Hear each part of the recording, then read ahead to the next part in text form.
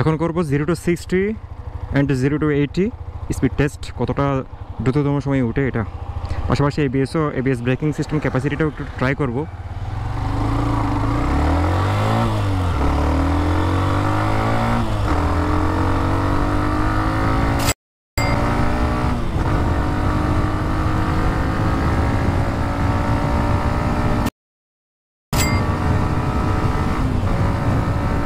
রাস্তা যখন পেয়েছি 0 to 100% টেস্ট করে দেখি।